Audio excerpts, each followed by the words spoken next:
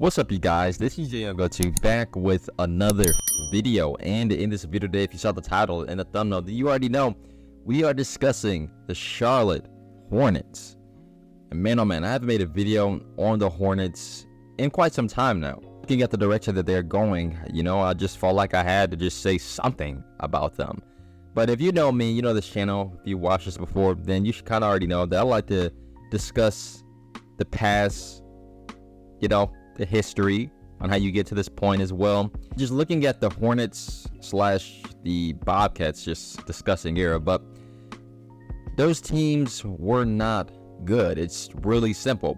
They haven't really had any true consistency as a franchise ever. Really, since they were the Hornets in the past, the first time before, they went to New Orleans and all that, back in the 90s, really the early 90s, that was really the last time you really saw some actual consistency from the Hornets. But even then, they were still, in a way, average. And looking at their franchise's histories, really ever since the 2000s, they've only made the playoffs a handful of times. And it's really been nothing but mediocrity in the last few years, especially for this Hornets team. But looking at where they're going now, looking at this current Hornets team, there is a reason to be somewhat excited. Because, they have new management now for this team. They have new faces, people who have been around the game now for a long time. Let's not forget, Charles Lee as their head coach. And he has been around now in the NBA for a while. He's been an assistant coach. He was also part of that championship team last season for the Boston Celtics. So it's really good that they're bringing in faces now that actually have had experience, deep playoff experience, actually winning a championship. It's good that they got a guy like that leading these guys alongside on that, just changing the whole culture and identity for this Hornets team, which is really going to pave the way for them to have a better future.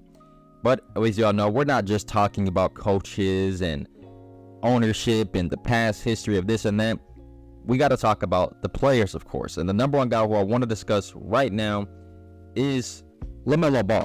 LaMelo Ball, really ever since getting drafted by this Hornets team, has been nothing but a highlight reel. Let's just put it that way. I mean, he's been really one of the most entertaining players since day one he was drafted coming into the NBA. He plays with that flashiness, that just flair, in his game, with the playmaking ability, with the unorthodox jump shot. Also, just taking into account the way he attempts his three-point shots back then as well. They were all just very, very flashy in its style. But as LaMelo has really grown more in his game and matured, he's really been able to throw away some of those bad traits that he had in the past. And those traits were, one of them, while speaking, he has toned down, in a sense, that flashy style of play. He's still a very flashy player, still has that very unorthodox shot, but what he's really got better at is finishing around the rim. This is an area that really was a weakness in his game. If you watched him play, you would see if he even got any contact at all, either he would throw the ball away or it would just lead to a really bad shot attempt around the rim. But now he's definitely got stronger. He's got a little bit buffer, and he's able now to really finish more consistently around the rim against bigger defenders. He still has that floater as well, part of his game. That is a really great piece to his game. Overall, his shot selection as well, too. In comparison to before, if there was like 4 seconds in the shot clock, he would do this crazy crossover shot and just pull up a random three, maybe heavily contested or not. And that was just really not a great shot selection, if we're really being real. But now, he's actually taking better shot selections, and he's actually making, even better plays. He's not turning over the ball as much, even though that's still an area that, needs to be worked on in his game. He's gotten better in that aspect. But I would say as well, his great ability now to play off ball. He's a great catch and shoot player, something he's always been able to do. Actually had pretty active hands last year, I believe, on defense. He almost averaged 2 steals a game, which is actually pretty good for a guy who's not really known for being really a capable defender. Really, the key thing is what I'm trying to say with LaMelo, with this game, is that he's just become a way more disciplined of a player. And as we all know, health is going to really just play the biggest role if he's just able to stay healthy. Because the year that LaMelo made it to his first ever All-Star appearance, he was actually one of the youngest All-Stars of all time as well. That season, he played 75 games, and the Hornets made it to the play-in tournament, I believe, and they almost made it to the playoffs. And that year, he played 75 games, and they were 43-39. Let's not forget, this was before they had Brandon Miller on the team. Back then, they had, Miles Bridges still on the team. They still had Cody Martin, but they had PJ Washington back then. They had Gordon Hayward. They had Terry Rozier. Still had pretty solid talent. But looking now really at this Hornets team, what they have today, you can really make the argument that they have just as much talent on that team they had back then to now. Because coming into his rookie season, I did not expect Brandon Miller to really play the way he did. And let's be real, the hate for him being the second overall pick that year was real.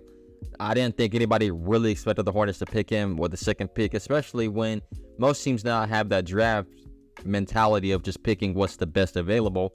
But they end up picking him.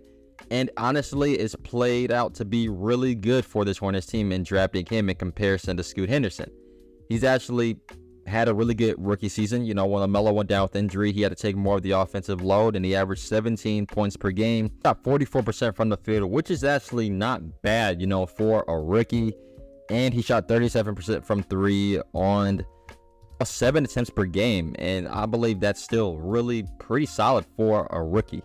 Can definitely see him taking that jump, especially with him pairing with LaMelo Ball, who is, as we all know, a pass first type of player. He's definitely going to give Brandon a lot more great open looks, really find him in great spots. I think that they're both just going to complement each other in that way.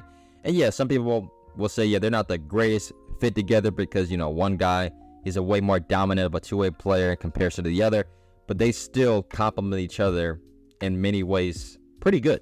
And as I stated before, two-way play, Brandon Miller, he definitely has the potential to be a Paul George-like player. I believe coming into the season alone, he stated as well that he really wants to improve more as well on the defensive end of the basketball court, as well as, of course, still growing as an offensive player, which I believe both of these things will happen. Some people say he may be an all-star in just his second season.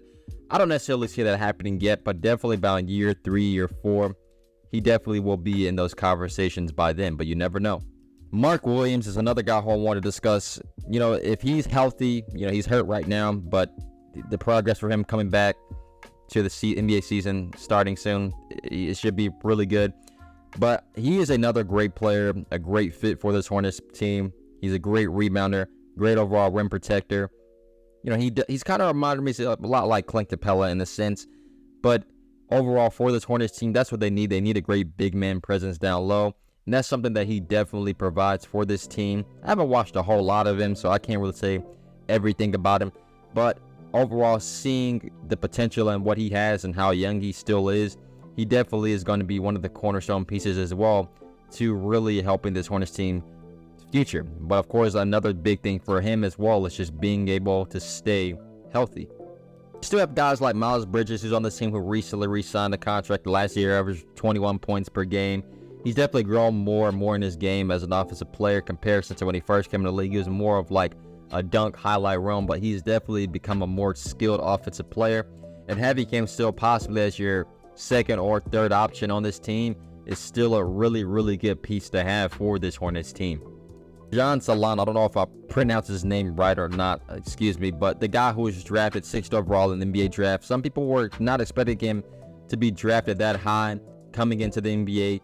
But if you've seen the preseason, then you already know that he's actually been playing very well for this Hornets team.